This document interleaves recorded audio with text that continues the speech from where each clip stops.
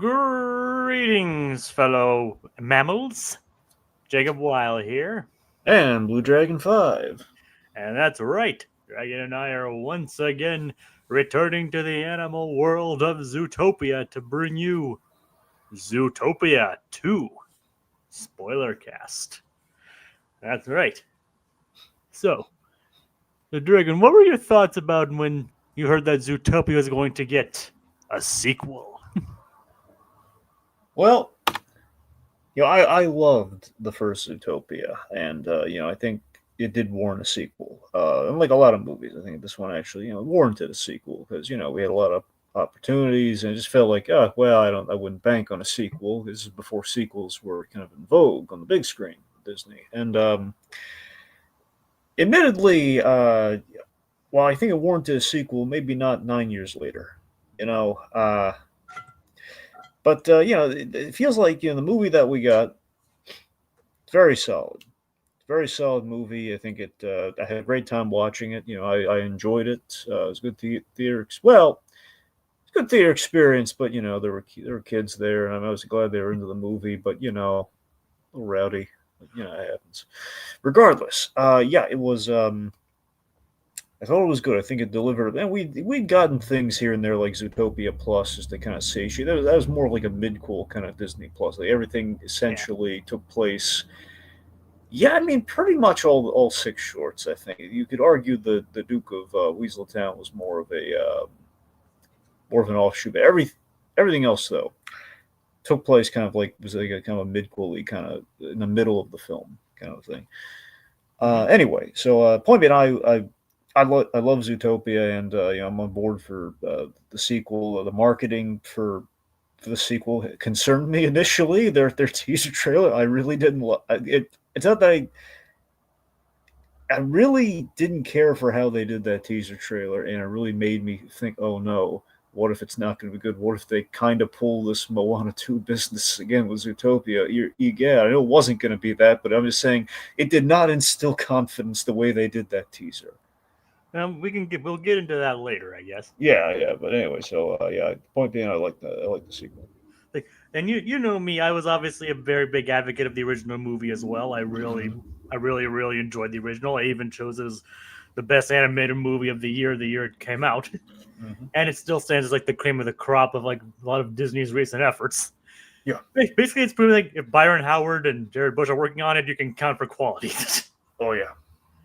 Well, I mean, then again, he wrote Moana. Jared Bush wrote Moana too, but I don't really have a problem with that. But maybe that was more like he was like it's a binary compound, Jacob. Yeah, but I mean, he is now in charge of Walt Disney Animation Studios as the CCO after Jennifer Lee left. So, wait, she left? Well, I know she left. But I think she's still there, but I think she stepped down to focus working on Frozen. Oh, so, but he's now the new CCO. But basically, as long as he and Byron Howard are in charge, I think we're pretty good as far as movies go. Did Jennifer Lee do Frozen 2, or did she delegate that to somebody else? No, she's still in charge of Frozen 2. Okay, good. Like so, and as I can say, like yeah, I also really enjoyed the first movie. I think Byron and Jared also proved their worth on Kanto, and then they're following it up with this. Like I can say, they have a pretty good streak going. Wouldn't you say, Dragon? Yeah. All right. So, and this movie actually came out on my birthday. Oh, that's right. Yeah. Hey, happy belated birthday. Thank you. Unfortunately, I didn't get to see it on my birthday. I saw it the couple days afterwards. Well, yeah, I remember yours. Yeah, remind me, your birthday is. Wait a minute. So, is it on? Did it just happen to be on this Thanksgiving, or is it always Thanksgiving? Well, it's usually in the Thanksgiving week. Well, yeah, but Thanksgiving week can change. That's why, I mean, in this case, it was, it's the week of Thanksgiving this time, yes. Yeah. But the movie actually literally came out on my birthday, like the day of my birthday. Right. But I didn't see it on my birthday. I saw it the day after Thanksgiving. Okay. Fun fact, though, next year my birthday is on Thanksgiving. All right. We have a couple of comments before I move on. They truly turned the floor into a zoo from half cartoon, half human. That they did. I was afraid seeing it in theaters because I thought the theater would be full of furries. Unfortunately, there were none when I checked it out. And Code Geass, you're saying, hope that your birthday went really well. It did. Thank you, Code Geass. And to quote Dragon, to reiterate what Dragon said, there were some kids in my theater as well. Not furries. Kids, yes. Yeah. There were no furries in my theater. Yeah. There were kids. And thankfully they weren't too bad, but they were noticeable, if that makes sense. Yeah. But again, I did. So going into Zootopia 2, like I did enjoy it as well. So Dragon, why don't we get into a little bit of the background and leading into the teaser then? Well, I mean, I can't really speak that much to the background on this, Jake. We don't really do that for the new releases, but I mean, we can talk about the teaser. All right. Well, what we do know is that a lot of the remaining crew returned from the first movie to work on this. Yeah. So I guess that's pretty much all. But the teaser. You remember I didn't personally have that much of a problem with it, but Dragon, why don't you elaborate what your concerns were?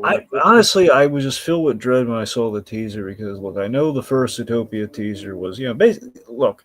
I know it was against like characters against like a white background, but that was just purely it was like the explanation of anthropomorphic and kind of a fun. The Disney films in the past have used anthropomorphic animals. It's kind of a standard in animation, but they actually have a teaser call out and explain the process, and then we kind of see our characters. Like that was great, and that had a little charm to it. And I gave you an explanation. To, okay, here's the movie you're going to be getting. That's fine. Zootopia 2, however, it started like that, and initially I'm thinking, oh, throwback. Then no one spoke. And then not only did no one speak, then we just saw, okay, characters. And not just characters running to, it essentially was that walk cycle gag from SpongeBob to me. Essentially it was, so you'll notice this if you've, I don't know if the Disney films have also done this, but I know the Pixar films, like Ghosts.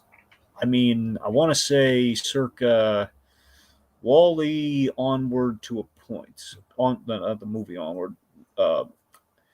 Wall-E and a few films after, probably off the top of my head, Wall-E to Cars 2, maybe Brave.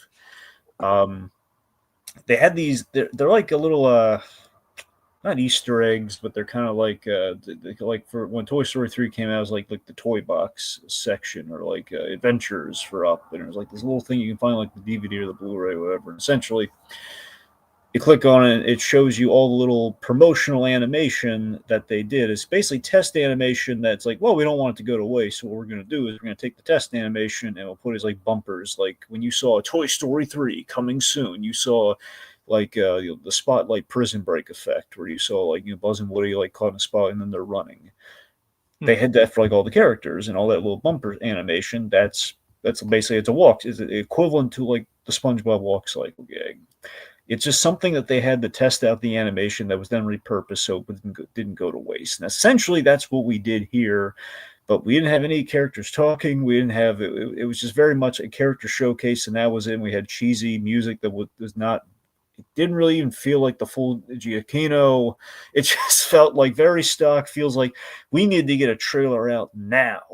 So we're just going to rush it and throw something there. Let's take all that cobbled together stuff that we would just put on the DVDs like an extra, and we're just gonna make that the teaser, and we're gonna have like this big amorphous, like we don't know who the bad guy is. And given what we found out in this movie, it was kind of a letdown with what that teased up. Nothing against this. I'm just not with the reveal in this movie, but just like they made that guy look, oh, there's a menacing hooded figure, and we didn't really have a menacing hooded figure thing. It was. According to like Jared Bush, I think it's like more to like say we have a villain in this movie. Yeah, but it was just really.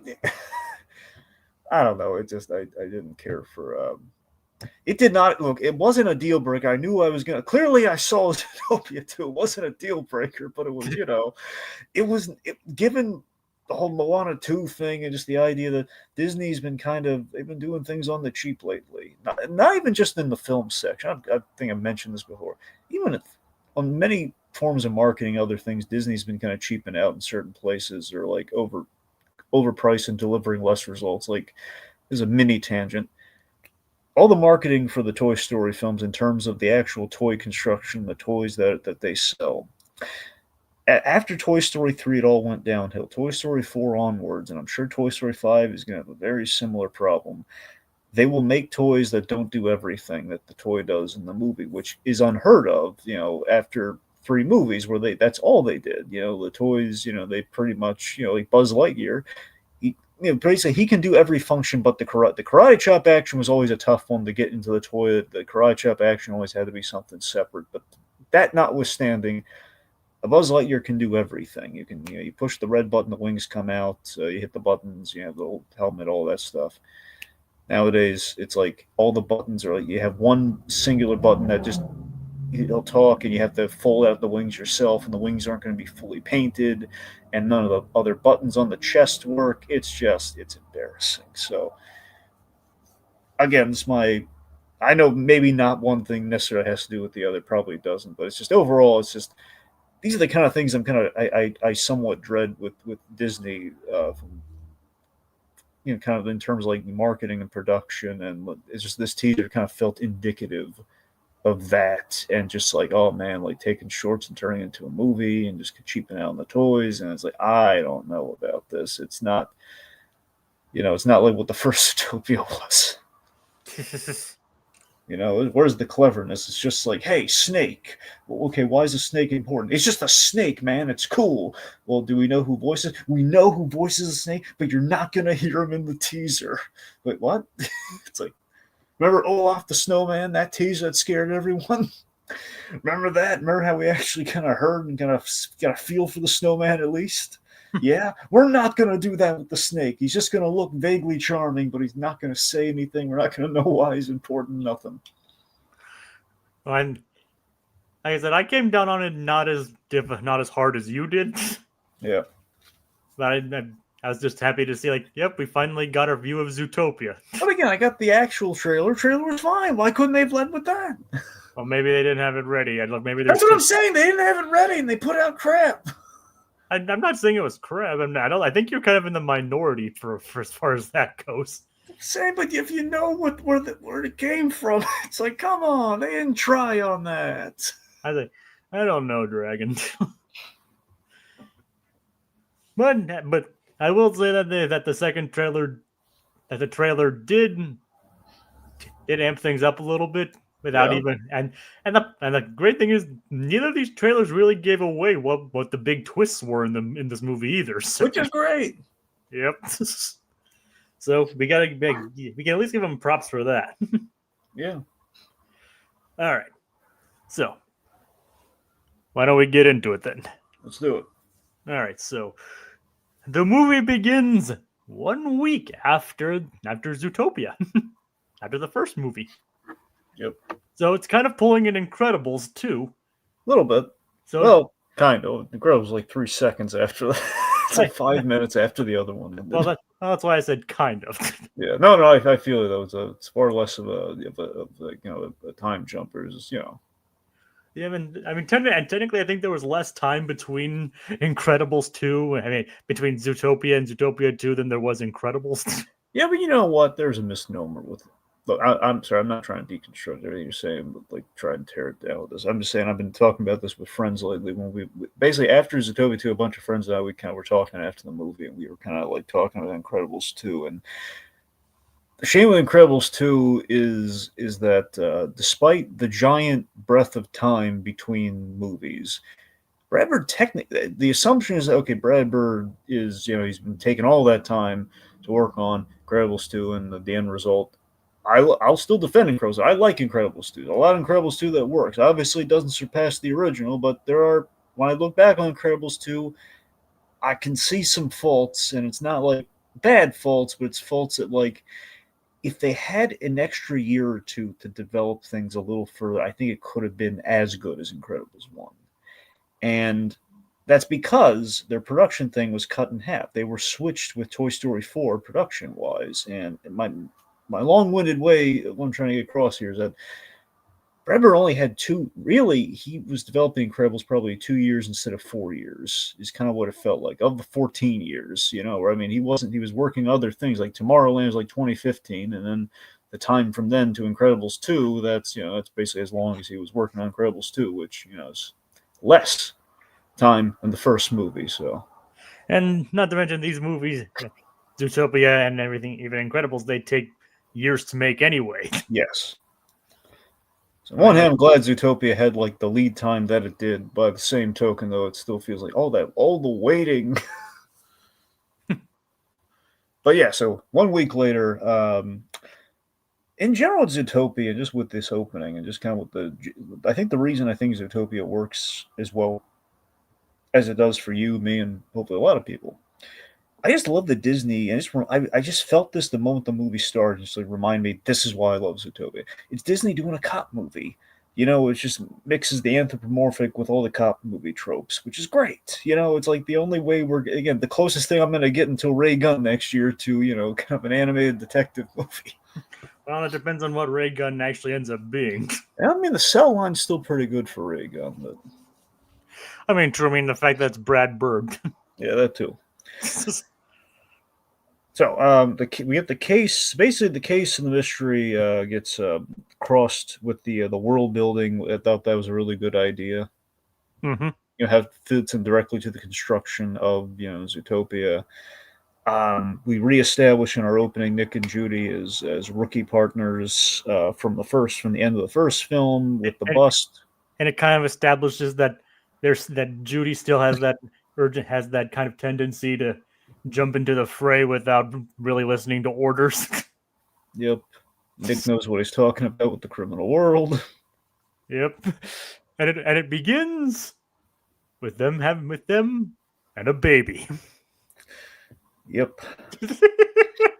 Okay, so here's something we should probably talk about.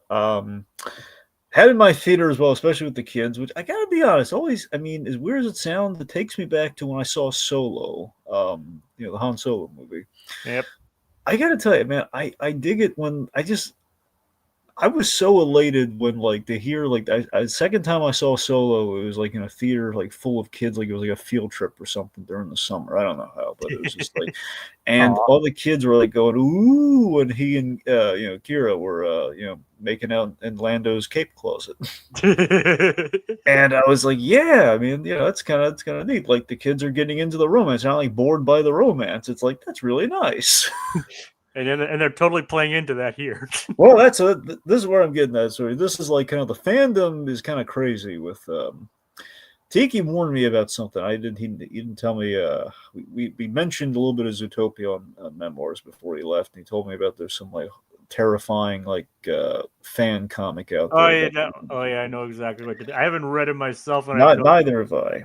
I have no desire to read it either. But yeah. The point being, in general, I am aware that, especially with the whole furry angle, Nick and Judy, they're very popular and they're highly shipped. So I kind of knew going into this, okay, how self-aware are we, especially it being a sequel? If they have to have heard about some of this, how much are we going to play into? Because they were, good friends at the end, and there was a hint of maybe there could be more, but you don't need to, but there could be something. And we're playing into it with the couple cover, but then by the end, we're kind of saying, there's a lot of chemistry there, a little bit of tension, a little bit of chemistry. That can really go either way. And I like how they kind of kept it they're playing into the moonlight of it all, the moon, the TV show Moonlighting. It's.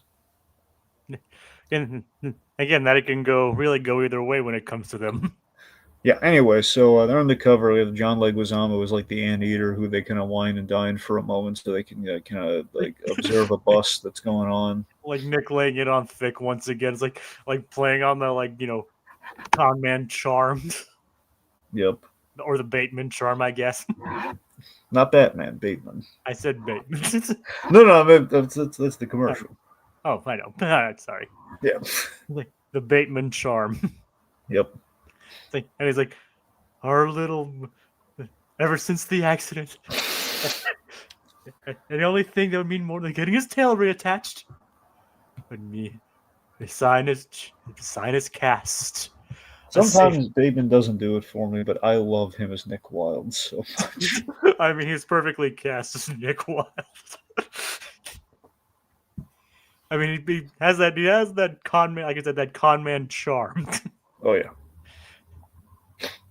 And he's totally playing up the angle there to get and it is kind of interesting how they play into the whole couple thing because the anteater's just weird. Basically, like, weirder things have happened, but sure, whatever. Yep. And then, as it turns out, there's like they might just be smuggling something in. Yeah. So Judy Judy goes and unlocks one of those storage containers and basically reveals like it's the fuzz, which oddly enough is very appropriate considering. Oh, absolutely. So then they get into an awesome car chase that ends in disaster. And here's what I love on the rewatch. So this cracks me up. So the big thing they did, they destroyed a statue of the original Linksley. Of the weather, the maker of the weather wall. Yeah. I forget what the original guy's name was. Milton, I think. Ebenezer, Ebenezer, right. Christmas. Ebenezer Linksley. Ebenezer Linksley's got a statue, and they destroy the statue, and I love that on the rewatch. It's like, well, ultimately, no harm done, given that the guy the statue of is essentially he's a very terrible person. So we didn't really lose much there, so that's good. Anyway, so of course, the other cops kind of get the credit for the bus there, and then Nick and Judy are in trouble for all the property damage. The Zebros get Yep. get the credit. Zebros. Apparently, they're wrestlers, by the way. Yep. Oh yeah, so this lands them in partner therapy, or else they get reassigned. We kind of see how that goes for them. They have like the partnership for dummies. They have like Judy, like the therapist is kind of trying to get into the root of their problems. Like when Judy answers, like, notice how she answered before and didn't even let him talk, which actually becomes like a major problem for them later on. Yeah. And then like it goes into how he deflects problems as well with I humor. love the gag here. The therapy thing was really funny. We saw like the elf and the mouse like being partnered up. It's just I love the terrible partnership ideas. Like Clark and Francine. Yeah. Like then you got like the predator, like I think it was like the badger and the zebra or something like Yeah, that. yeah. And like the badger starts choking out the zebra. Yeah. There seems to be a bit of problems that are going on in the ZPD. Yeah. But Nick and Judy on this case actually seem like a bit more stable when it comes to their partnership in comparison to those ones.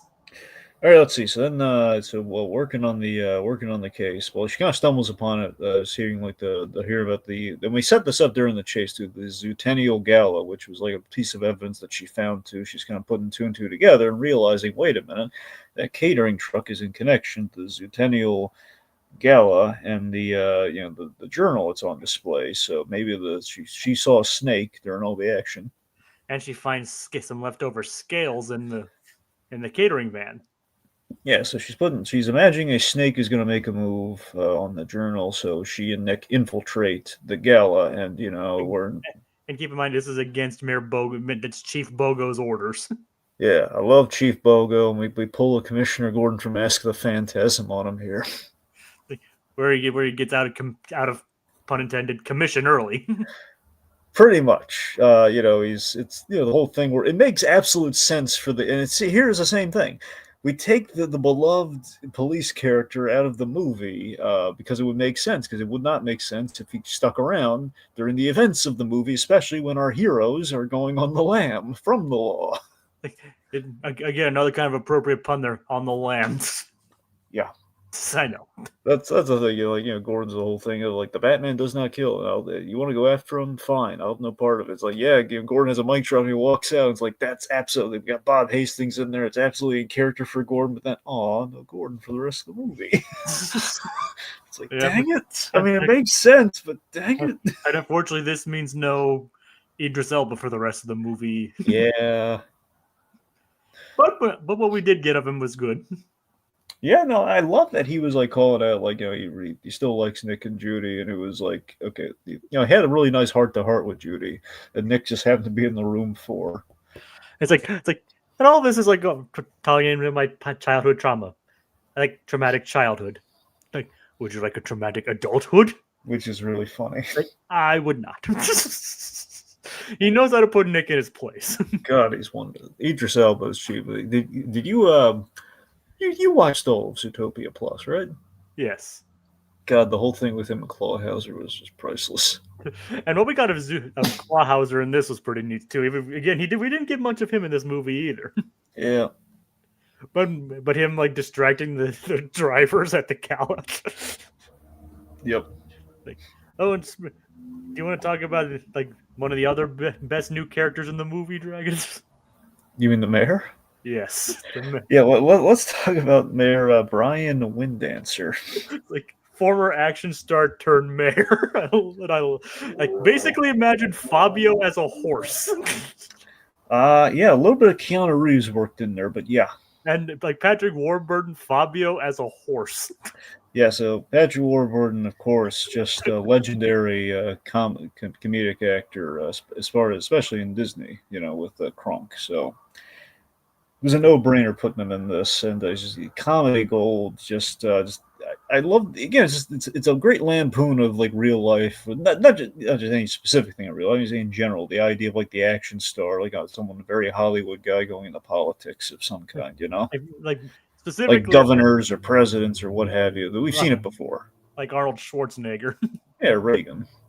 If you say justice is dead, I say no.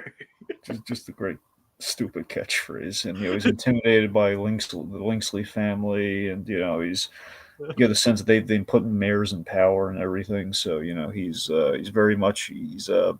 Here's what I love about him. So you say Fabio, but you know what the pun I got from Windancer? What's that? It's a literal show pony. That's the thing. He's like a figurehead, but as far as political office goes, he's a show pony. They trot him out there. He's I'm mayor, and then that's it. Mayor. Yeah.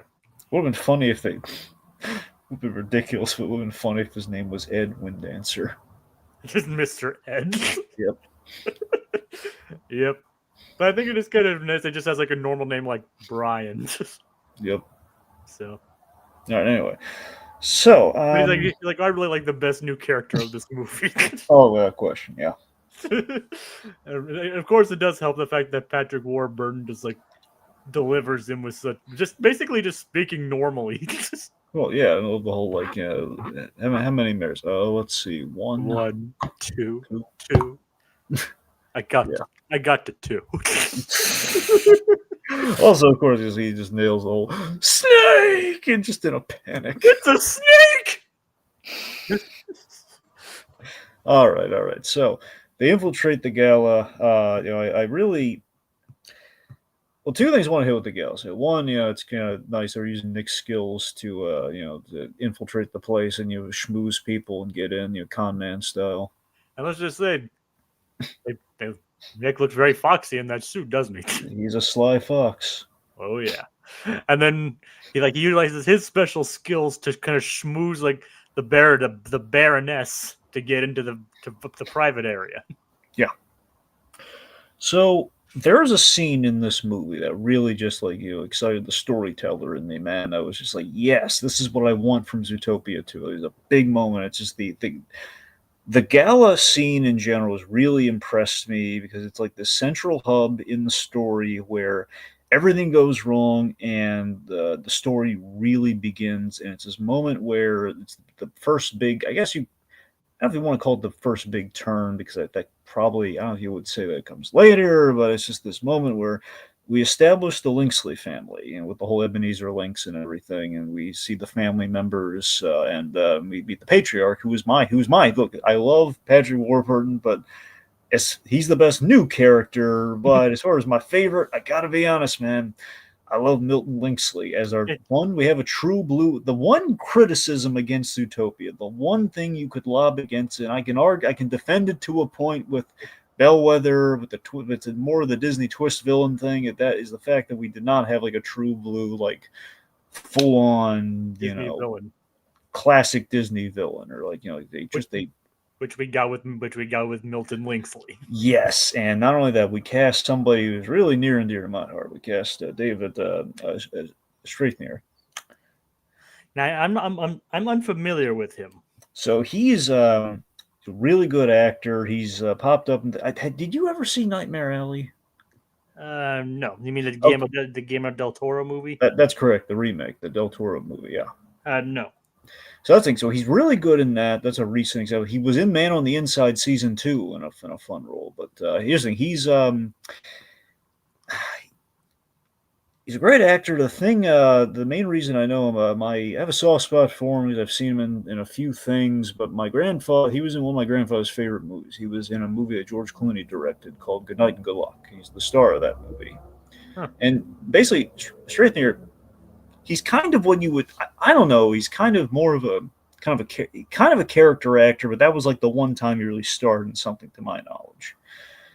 And point the guy's a class. He's very underrated. I would say in this era, he's an age. He's a guy in his 70s. He's like he's popping up in roles that he really excels in a supporting capacity. But giving him like a real heavy, as far as supporting capacity, giving him like a real bad guy role like this, I think was just really. I thought was just magnetic for him. I thought he was intimidating, and basically the thing that Tiki and I were geeking out about is that it's kind of deliberate with the casting of the rest of the family. It's basically the Linksley family are kind of parallels or kind of parodies of the characters from Succession, like the Roy family. I'm not saying it's one-to-one, but it's just the idea of like there's a rich family, they put people in power, they there's a very gruff kind of old school, kind of like a classic aged actor playing, Milton Linksley. And also here's why there's evidence to suggest it's maybe a direct Succession thing. Aside from like the three kids just trying to, kind of become the, the head of the family next to dad. One of the sons is played by Macaulay Culkin. Yep. Now, Macaulay Culkin's brother is in Succession. Kieran Culkin. So I'm pretty sure that's a direct reference. I mean, we had a Breaking Bad reference in the first Zootopia. Yeah, Jesse and Walter. Yeah, so it would not surprise. Also, Macaulay Culkin's wife is playing the sister, is playing Brenda Song. Brenda Song, yep. Who's going very, very against her usual Disney style roles. Oh yeah. No fancy rich girls. Well, actually, wait. That's usually kind of a fancy rich girl. Never mind. Well, yeah, but like she was at least a nice fancy rich girl, and Anne from Zootopia, and from Amphibia rather, like she's generally a more heroic type character. Yeah. Here she's like a mafia princess basically. Yeah. Then we have Paul Bert. Now Paul Bert. He's played by Andy Samberg, who I gotta be honest, I wonder if you had this. Deaky and I both kind of simultaneously had this. Did you think did you ever watch My Adventures of Superman? I've gotten to the first season. Okay, so you got through the first season. Yes. Right. I really thought for a moment, he was Jack Quaid. Because when he's introduced, he sounds a lot like Jack Quaid. Isn't that first in the scene in the gala? We don't see him for a while afterwards, so that's why I was like, wait a minute. At a moment, I realized that's not Jack Quaid. That sounds a lot like Andy Samberg, but I don't know. Well, the thing is, I didn't immediately recognize him as Andy Samberg either. Yeah. Like that's the thing. I didn't say. I would have bet dollars to donuts that was Jack Quaid, but later on I did have, well, if it's not Jack Quaid, only the person I could think it could be is maybe Andy Samberg. But it's like, why would he take on this role? And it ended up being Andy Samberg. Yeah, he did pretty good. He did good in the role. Yep, for reasons we'll get to later, especially. Yes. Anyway, so point being, we meet the family, and just the idea of like this rich. It's also kind of a thing too that because of the success that Nick and Judy had in the first movie, the Linksley family, they're kind of stepping back to the limelight. That's the reading between the lines impression that I got there, because they're predators, they're dangerous, and they're kind of we had like a class separation in the first movie, and now we've kind of broken down those barriers, and this is kind of the effect of that. But they also know how effective at their jobs Nick and Judy are. Yeah. Or what? Wait, it's like so. So the big scene is the twist here. I guess the first twist where we have Gary the Snake. He takes the Gary D Snake. He takes the journal. It's chaos, and initially we think we've stopped the snake. And first off, there's like an early scene where of Nick and Judy's partnership like dissolving when she like mutes him. And he's trying to communicate that the snake is here. Yeah. So yeah. So she So Gary, we actually don't learn his name until later in the movie. Yeah. So we have the snake, and we seemingly have like stopped the snake from stealing the journal. Like the room gets cold, he can't escape, or at least it would seem. Uh, all this the scene where all this chaos happens here, where the moment where the Lynx family they walk in.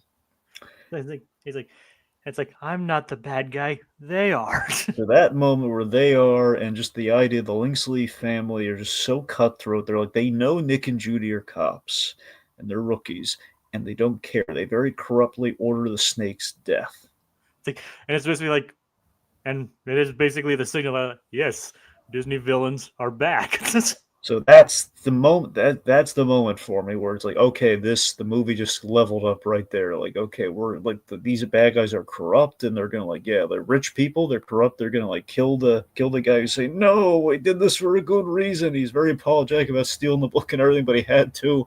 And it's like, oh no, then you can kind of feel, and just seeing Judy's moment here where it's like, okay, we can't I'm going with my gut on this. We have to save the snake.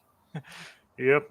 And then, of course, Bogo walks in, and then basically we're using the snake as like a lasso, and then and he latches on to Bogo and by accident, and just he loses a fang, and he gets fanged, and it's like, oh god. Yep, not helped by Nick earlier knocking him out with a frying pan. So Gary out earlier with a frying pan. yeah, so the frame up and they said the frame up and the spin from the billionaires of like, hey, go after them. They're they attack Chief Bogo. It's like, oh my god, this is that's what I wanted from this movie. It's like, yes, right there. There's our cop movie. There's our twist. There's our just all of this. It's just great. I mean, the twist is the fact that there's actually an evil villain in the first place. And the fact that we did it this early on too, it's like, okay, it's not even just the twist that they're the villain. It's just more so just the whole, just the way in which we communicate. Also, the way in which it all happened in this singular scene is all went from like a very standard to like, okay, now now that they're on the lam and they're fugitives. Like, okay, didn't see that coming. They've only been partners for a week, and they're already fugitives from the law. Yeah. So and Chief Bogo can't bail him out because he's out of commission. Well, then again, he wasn't exactly too thrilled to see them there in the first place. Exactly. Like he wasn't too. I found refreshing that we didn't have the thing where Bogo was like, because Bogo's too smart to not read between the lines on this. Yep, but as you mentioned earlier, they have to take him out. They have to take him out from the movie because for that's the reasons you mentioned earlier. Yep. And so they go on the lam, and Gary, or the snake, is rescued by a mysterious person on a bike, on a mysterious animal on a motorcycle. Yeah. Oh yeah.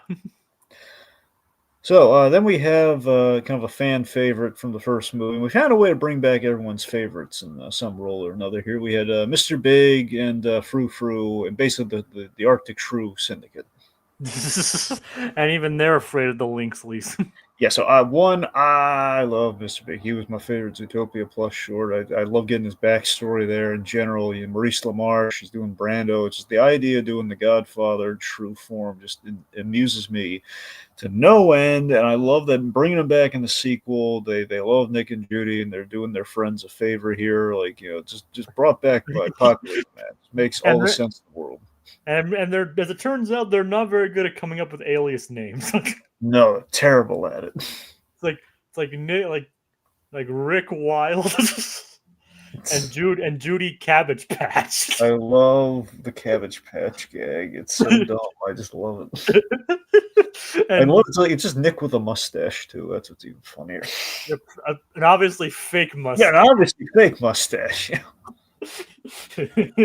So I bought. Here's the thing. So I was really touched by Frou Frou. She has a grandchild now, and it's like climbing on Mr. Big's head. Obviously Mr. Big loves his granddaughter. Yeah, which is adorable. I was like, oh my god, I'm melting so much during this. This is perfect. Yes. And he's just like delivering business as usual while she's crawling all over him. Yeah, it's so cute. It's like, I mean, that's like standard grandparent stuff. Yes, so all that was just fantastic. And also, Frou Frou's kind of running the legit side of the business, like the purse manufacturing, and that was going to be their escape. quote unquote legit. Well, yeah, probably off-brand bags. Yeah. Right. I So, mean, hey, like, what do you think of Mr. Big and Pink? well, only a real man or a real shrew can pull off pink. I mean, well, we see Nick right here wearing pink. Oh, you said, well, yeah, but he's a fox. I know, but he's a fox that can pull off pink, I guess. That's true. It helps that he's orange, and it kind of complements that. Yeah. Anyway. Yeah. So, let's see. So let's talk about Nibbles. Nibbles maple stick. So Nibbles, I think half works for the movie. Half. Well, not she half works. It's just I think she's a podcaster. Yeah, I think she overstays her welcome. She's good, but I think maybe a smaller dose would have done the movie a little better. I think it was a thing where I don't know if they tested or not. And it's like, hey, the kids love Nibbles. Let's bring her back for more. I don't like as the quirky informant character. Yes, I mean, I think the front half of the movie used Nibbles effectively. We set up the conspiracy podcaster where she's going to be a valuable resource in the marshlands. Like all that works for me.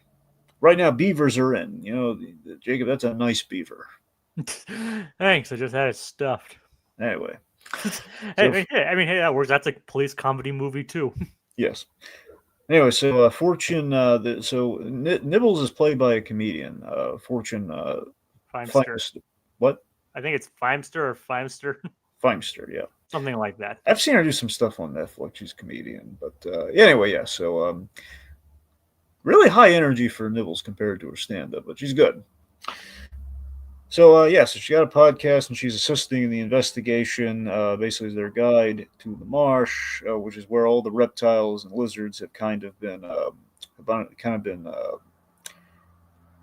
relocated to. It's very much, again, there's a lot of shades of, I really love this in the movie.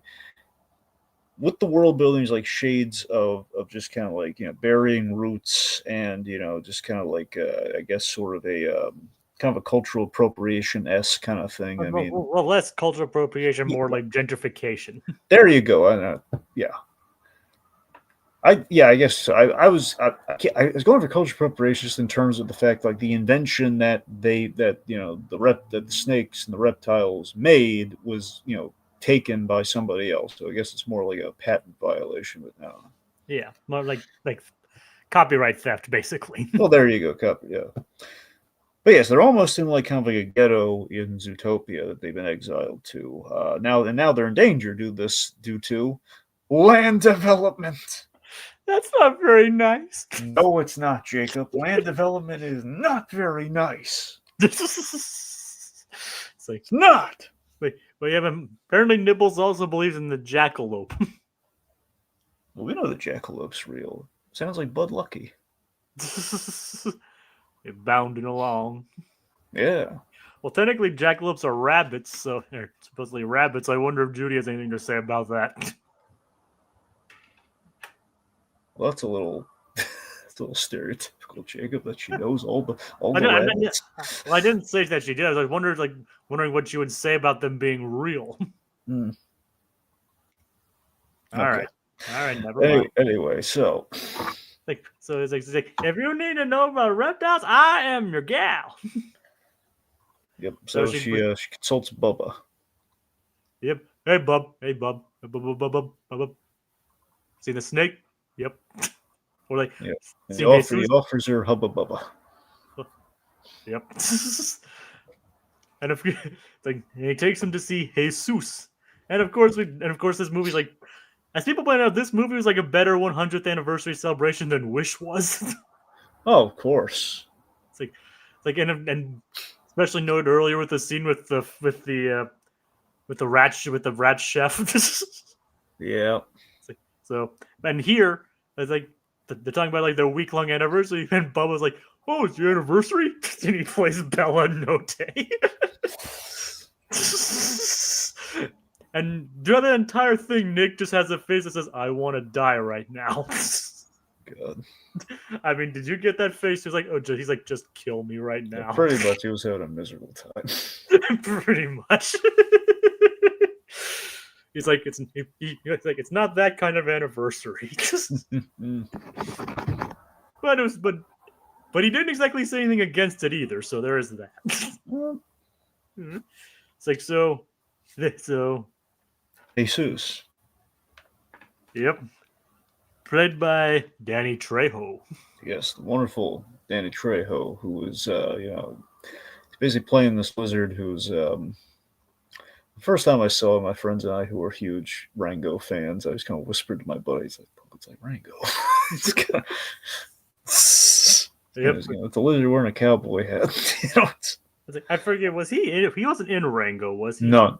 Well, I don't think he was. I'm pretty sure he wasn't. Yeah, I do. And he would have been good in Rango, but I'm just. Well, yeah, that's a there's a slim chance he could have played an ancillary character. I really don't think he did, though. I don't think it's no. I don't think so either. Yeah. But he's good as Jesus here. Oh, he's great.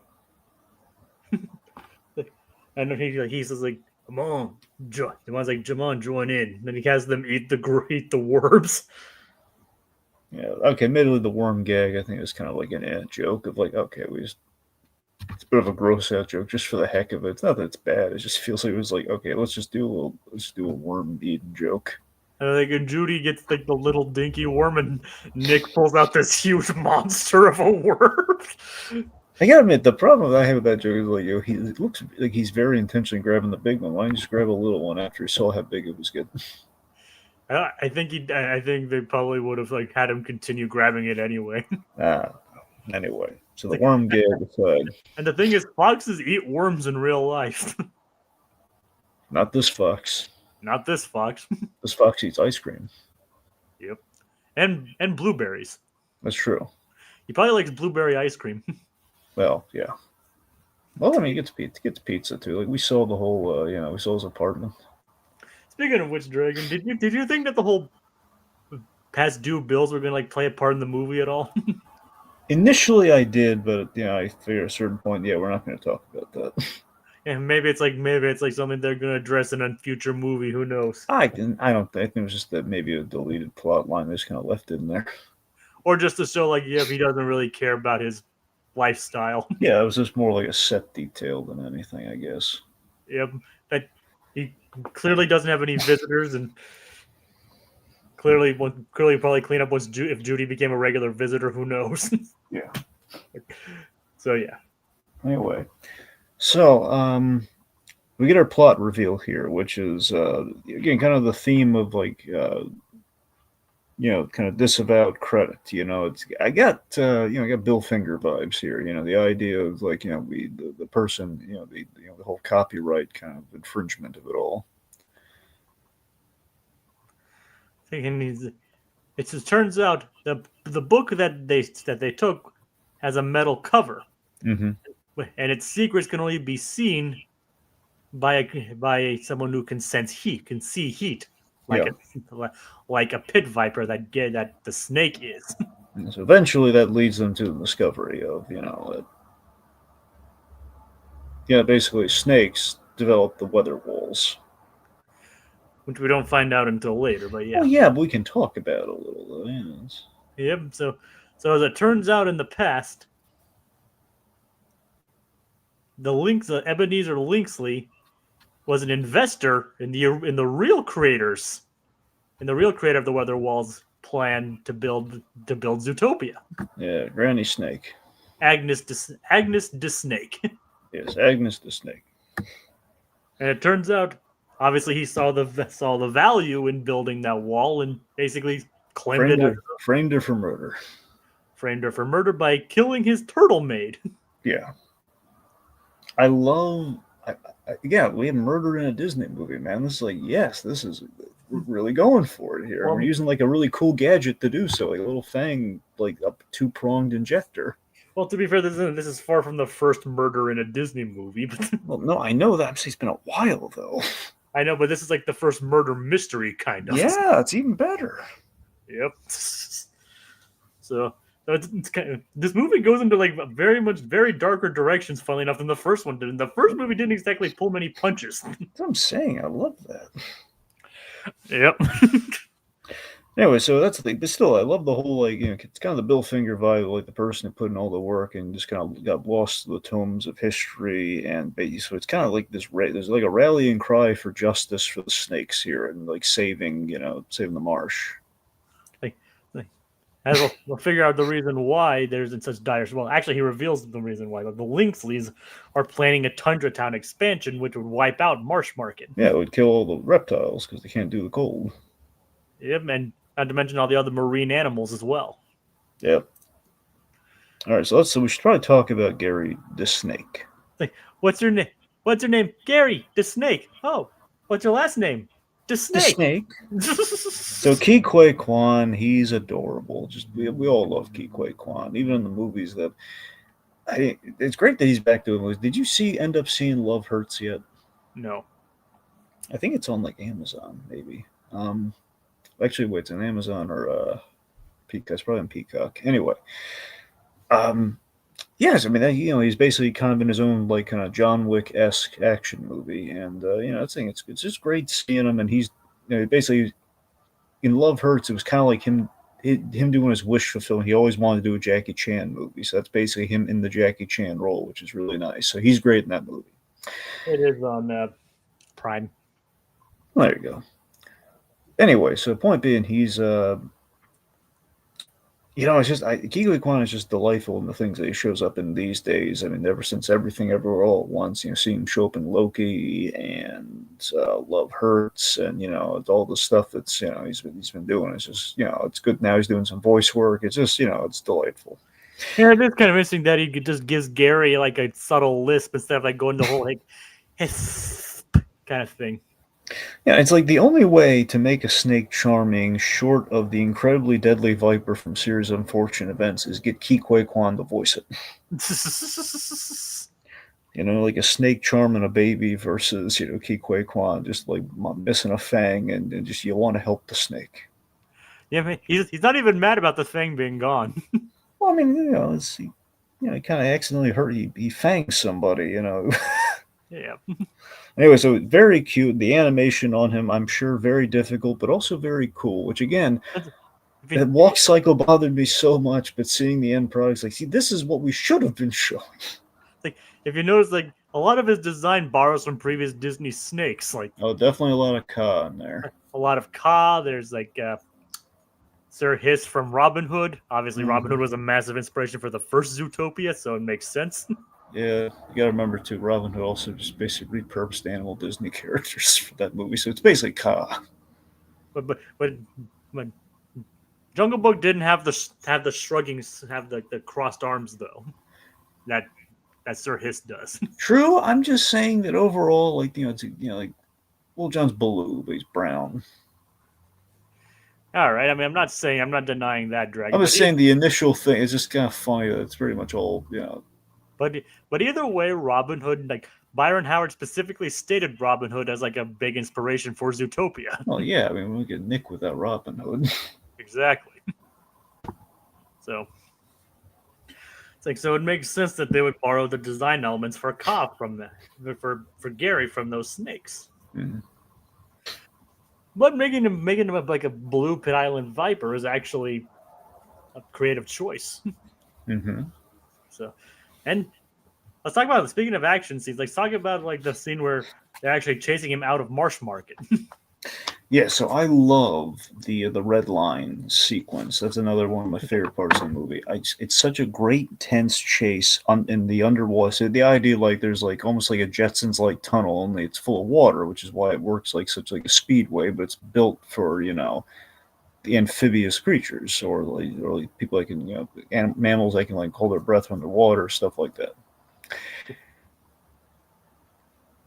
So Yep.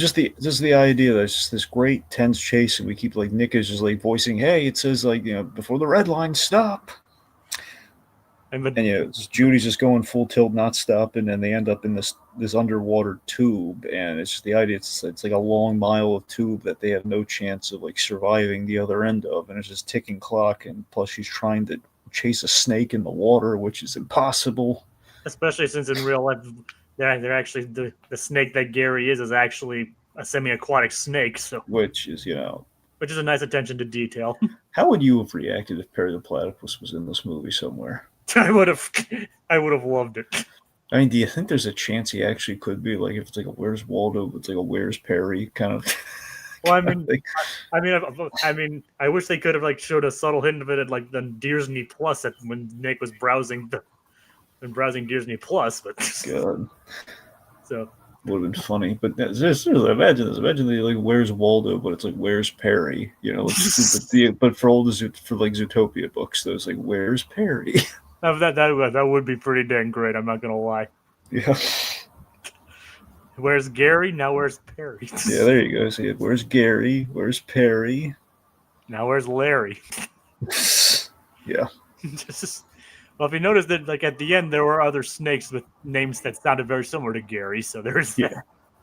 But Jerry, Carrie, Mary, Derry. All right. So Sari.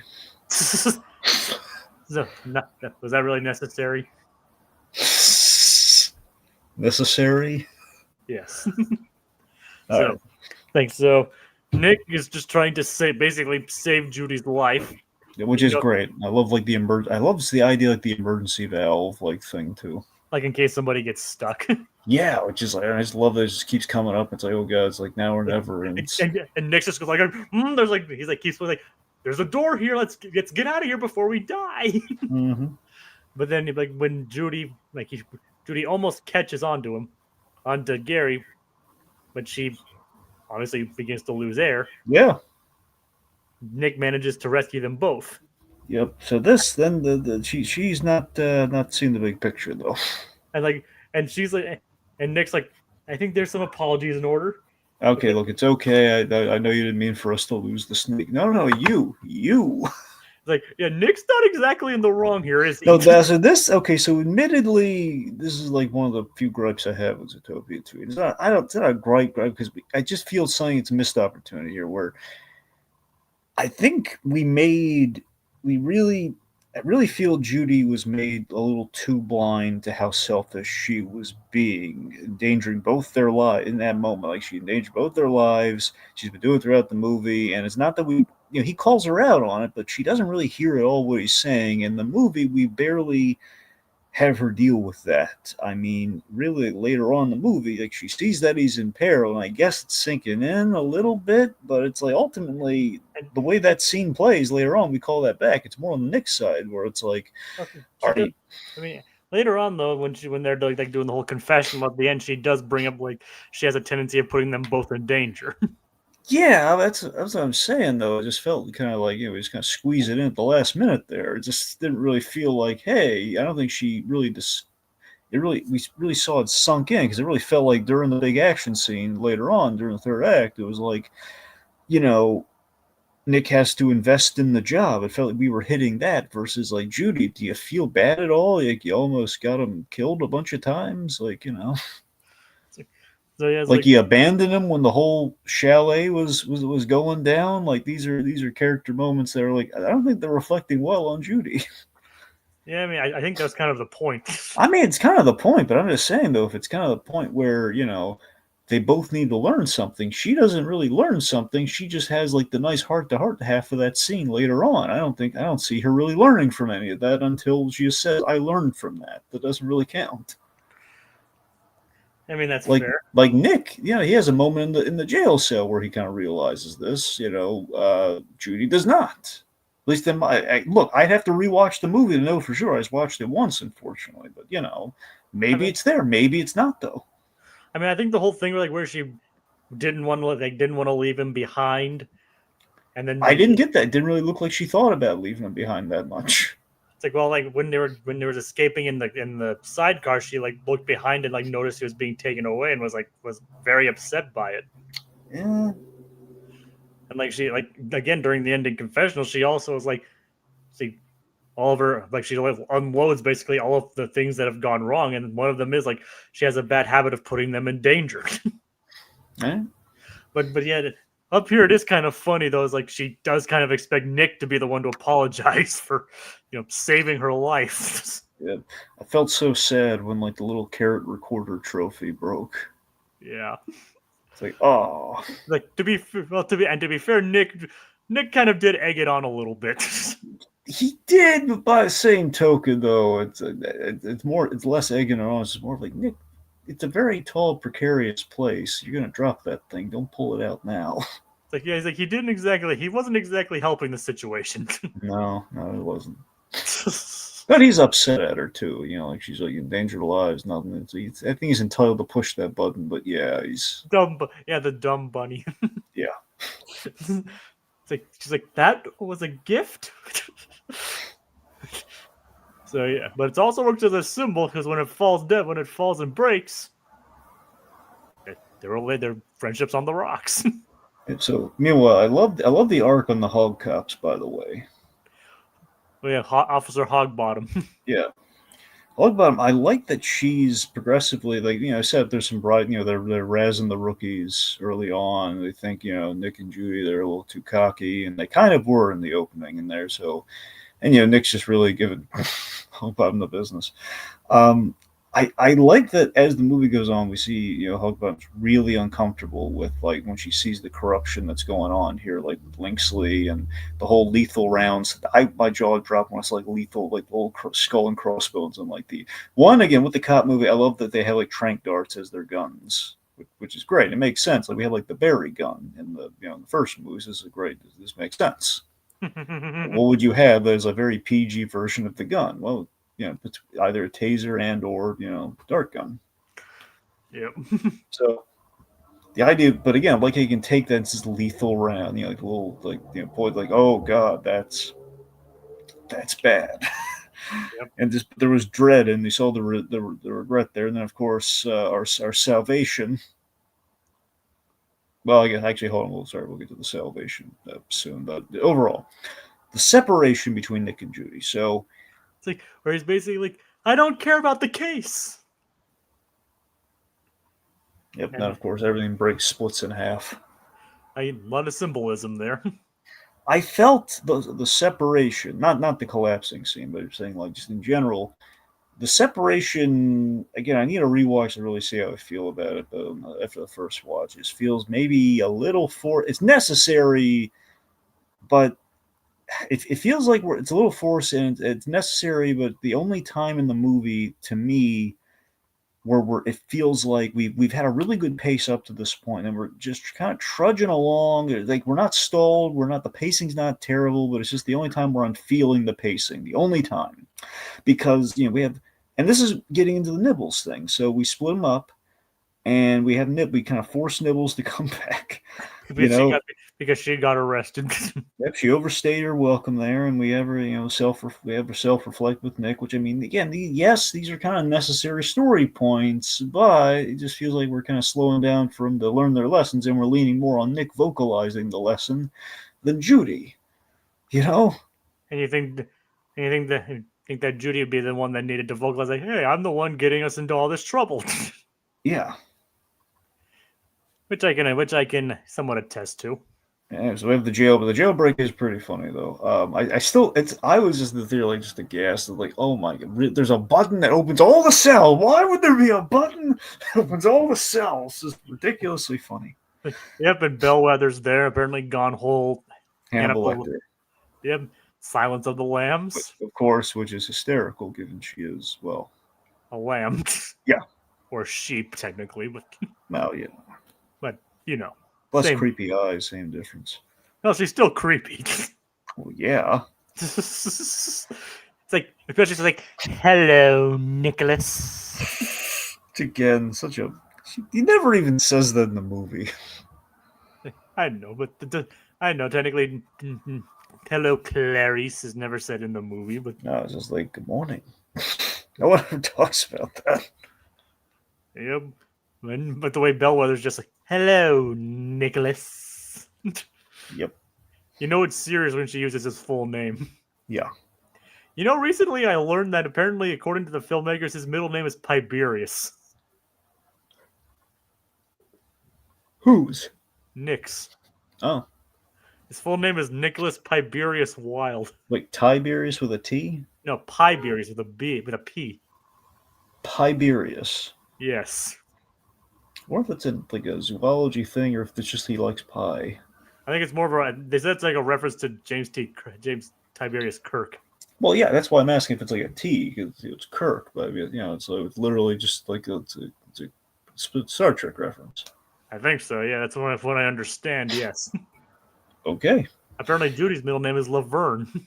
Okay, that's just gotta be Laverne Shirley, right? I think so. Yeah, either that or it's like I think the thing they mentioned specifically is like Laverne from Police Academy. That makes more sense. Never mind. So there's three. I guess there's like three Lavernes. Okay, you got Laverne DeFazio. You have Laverne from Police Academy, and you got Laverne the Bird from. Well, you have Laverne from Hunchback of Notre Dame. Oh yeah. Yeah. Anywho. So yes, we have a prison escape and everything. So then it brings us to our third act. Who gets us to the third act? None other than yes, Flash on GR Dash. We need to get to it. We need to get across town on a very quick breaking laws. No problem. Because that was my god. One of the trailers used that gag, and it really ticked me off because that would have been brought the house down. And it's still funny. Because, no, it's great. I love it. It's great. He's like, no. Just the look on Nick's face. Problem. Like Nibbles is like he's like, I don't know, this guy's gonna get him. That's the moment he grabs like the gear shift and like bam. Like Nick did say he's the fastest animal in Zootopia. Yep, which is just great. And anyway, so by the way, he's technically he's engaged. Yep, he's engaged to Priscilla. Yeah. Who unfortunately is only in the credits of this movie. Yeah. Maybe they're saving Kristen Bell for Frozen. She's got to rest her vocal cords. She can't speak slowly, apparently. I don't know, but apparently in real life she's a big fan of sloths, and that's why you've seen her husband, of course she is. Who is her husband again? Dax Shepard. Oh yeah. Doesn't get more slothy than that. He's lovable, but look at Ron Stopwell. He's a sloth too. You gotta love the sloths. We know he's a sloth thanks to Animology. I was thinking it was Dax Shepard, but I didn't remember it was actually Kristen Bell he was married to. I didn't remember. Oh, yeah. But you have Ron Stoppable. Anyway. Okay, so the third act again. Flash his car takes the lethal round. So thank goodness. To burning mammal. Yes, which was a really fun pun. Yes, and they're on their way to the sidecar. It turns out the person who saved Gary, his motorcycle buddy, is Paubert Linksley. Yes, he's trying to kind of prevent his family from doing away with the reptiles. Yep, it's like Gary. He got Harry's help because Gary sent him an anonymous letter, that happens to have Gary's name on it. Did you notice that detail? Yeah. He's working in the mailroom. I sent him an anonymous letter to the Linksleys. Must have taken Gary a long time to cut. It's like one of those letters, like one of those ransom letters where you cut out individual letters. It's probably going to be hard for Snake. Exactly. So all the more impressive its dedication to the craft for Gary there. Yeah.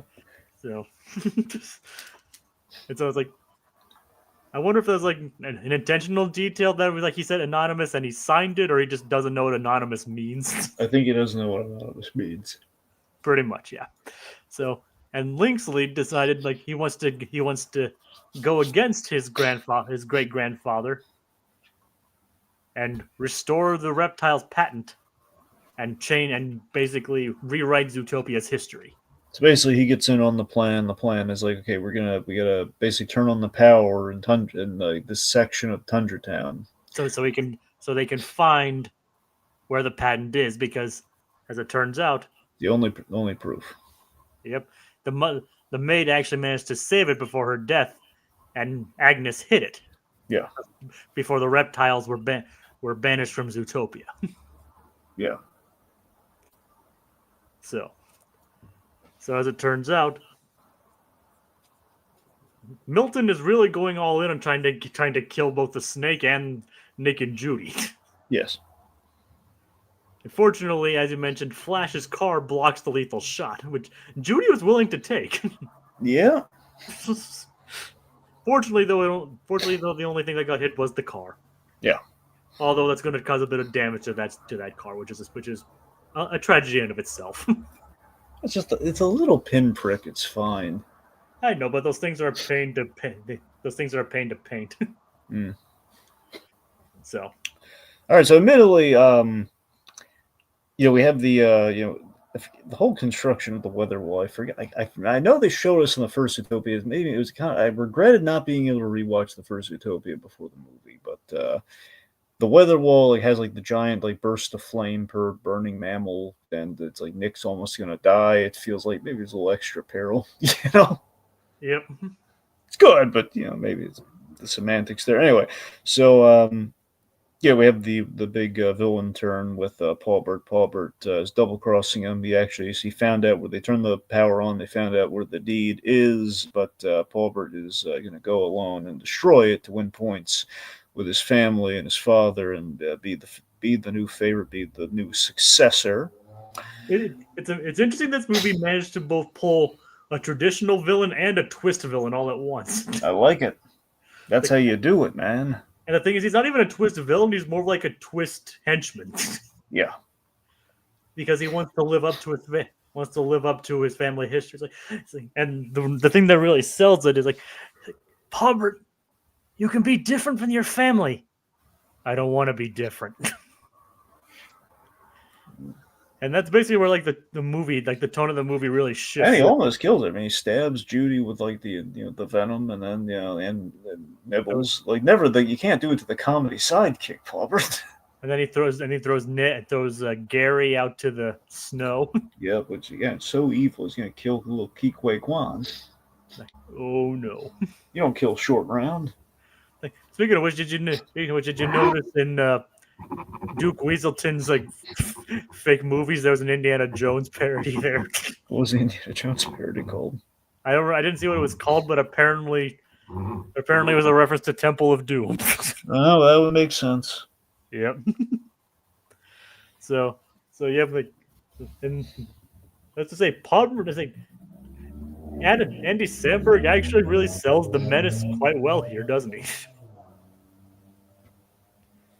Yes, he does. And Milton actually managed to, not Milton, but Podmer actually managed to be legitimately creepy when he's walking around and his eyes glowing in the dark. and then you admit, right? He does poison Nibbles. So, and the worst thing is, he tells Nick that Judy died. You can just see the light drain from Nick's eyes in that moment. All the life of him was basically gone. Yeah. So, why don't you continue then, Dragon? Well, we have the whole anti-venom tension with the whole anti-venom pen. It's almost like a EpiPen kind of thing. And it's that we set up that Gary was carrying the whole movie. Time to stab you in the heart. Which is just great. Look, ultimately a Pulp Fiction reference too, but yeah. And voiced by Lily Carvalho. Yeah. So go on. Yeah. Anyway, yeah. So we had some tension about that, and then anyways, after all that, we kind of have a bit of a heart-to-heart going on between Nick and Judy. Yep. After Andrew managed to save them. Yep. It's and Gary's I can see you're having a moment, so so he backs off. Yeah. It's nice to give the two a moment. Yep. Let's see. So again, honestly, it's a solid act through with all the action going on there, and then of course it gets. I laughed so hard when I saw we were doing a parody of The Shining with Paulbert. Yep. Channeling his he goes into the maze with the with the music playing and like the deranged look on his face. And it's like The Shining. Like the movies are full of like pop culture references, so why not? So Yeah. why not go to The Shining? So, and basically Nick and Judy basically just say nah, and just basically steamroll through the entire maze. Which is just hilarious. Just, Literally, it's like, you are an awful driver. Yes, I am. And the entire movie has been complaining about about her not letting him drive. the one time he does. And now we figure out why she doesn't let him drive. Yeah. Because he can't. I mean, so basically that's basically cutting the knot, getting through the maze quickly. Mm-hmm. And what about the part where Pobbert like blabs the plan to the other Linksleys in front of Mayor Winddancer? And also Winddancer, he saves the day. He utters his legendary catchphrase, and he battles the Linksleys. You say justice is dead. I say nay. Yeah. Awesome. Yeah. So Pobbert proves to actually be a legitimate threat to the trio.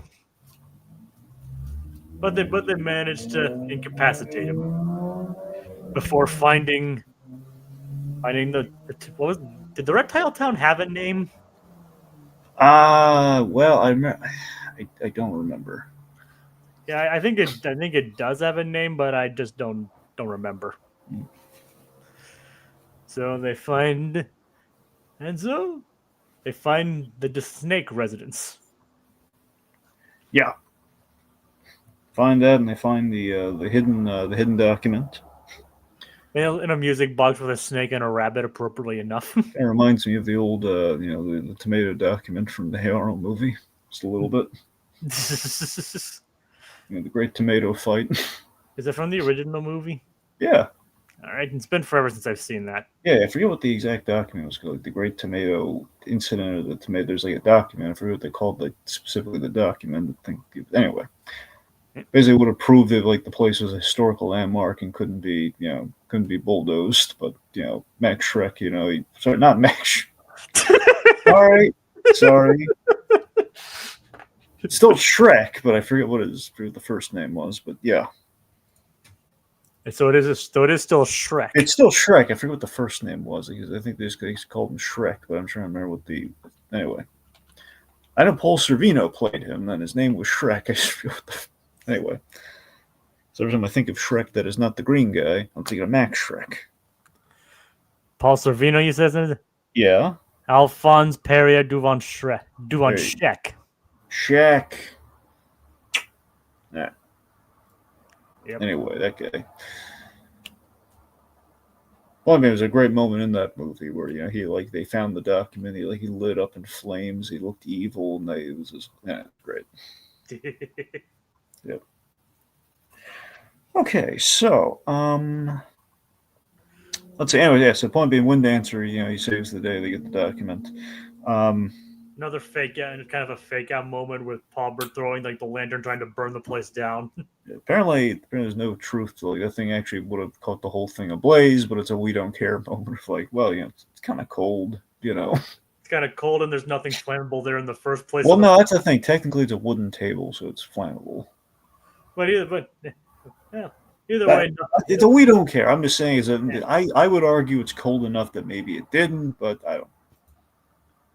I mean, regardless of temperature, it can burn if there's oxygen. So yeah. So I guess it does kind of fall under. We don't care.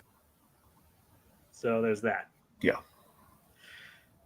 And then Officer Hogbottom, having a change of heart, hits him on the head with a frying pan. Yeah. And thus, a Disney standard, we hit people with frying pans. Which of course is apparently the same frying pan that they used in Tangled. I would hope so. Which makes sense considering it's another Byron Howard movie. Yeah. So. All right. So in the end, we've restored. We've the reptiles are now welcome. They've been given their home back. Yep, they can now walk Zootopia with the rest of the animals. Yep. They're Nick and Judy are recapturing the convicts. We see Bogo got the sorry I fanged you card. And he's like, He's good. He got a card. He's fine. he knows it was an accident. Yeah. He's cool with Yeah. it. That's a, so Nick and Judy, they're leading the partner therapy, and she fixed as Nick kind of admits that he loves Judy, to like kind of in you're kind gonna of a put. partnery kind of way. He's like, love you, partner. Yeah, she recorded it, and it's really cute, and kind of all the shippers are gonna have a field day, just like, oh, he said he loved her. Well, the thing is, he's like, yeah, I'm gonna only say that once a decade, which I think is probably like a nod to the movie coming out 10 years later. Yeah, probably. So, but also works as an in-character moment for Nick, considering like how closed off he was before. Yeah. So, but then it turns out it was accidentally recording, and he's like, I'm not gonna delete that. Yep. So it's kind of nice. You got to win after all that, Yep. And Bellwether's making her way to a beach, Yeah, the beach they were gonna hide at. Yep. And drinking pina koalas. Yeah. And Robert Irwin plays the koala, which is nice. Robert Furwin. Yeah. And she thinks she's being subtle. She even kind of like dyed her top hair puff a little bit. Yeah. To try and sneak in. And we get Wilde and Cabbage Patch. What do you think of that? She finally accepts the Cabbage Patch name. Yeah, it's funny. Yep. So then we have kind of our post credit that sets up Zootopia 3.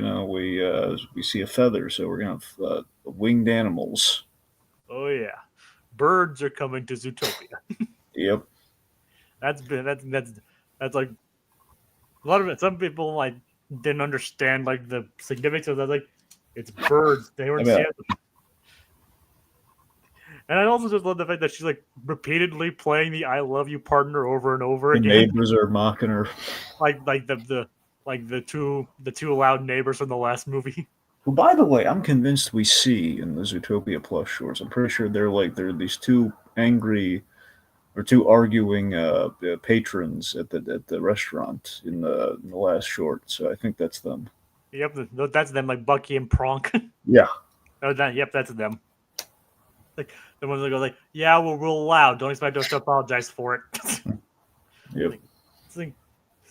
Like, are you gonna play that the entire time? Like, what are you two working on next? Like, we're working on a case where a rabbit strangles her neighbors. You made her angry. No, you made her angry. And we see the feather. It's like, oh boy. Yep. Another big change is coming to Zootopia soon. See, now it feels like we wasted the worm gag, given we're gonna do birds. Yeah, now that you mention it, yeah, kind of. Yeah. But hey, other animals eat worms too. Not many though. Hey, like I said, established in real life, foxes do. Yep, foxes. And some reptiles. Reptiles and birds, 3. And some cultures do too. Are cultures animals? I don't know. Are you going to say that they are? Okay, we're just going to move on.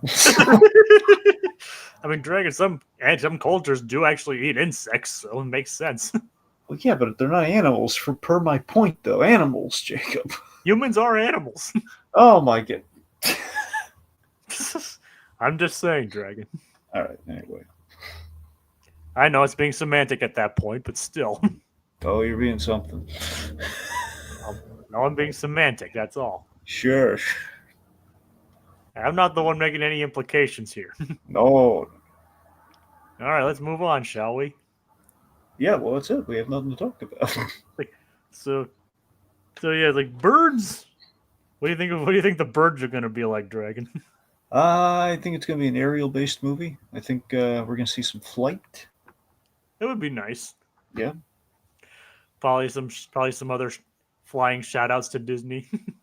Maybe even some Ghibli shout outs, who knows? Maybe. So yeah. So who knows? Hopefully we don't have to wait 9 years for another Zootopia. Dear God, I hope not. But I gotta say 9 years kind of makes almost 10 years since it came out, since the first one came out in March of 2016.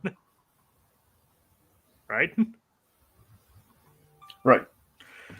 So technically almost 10 years. So let's just hope we don't have to wait that long for another one, because I think the wait was kind of worth it.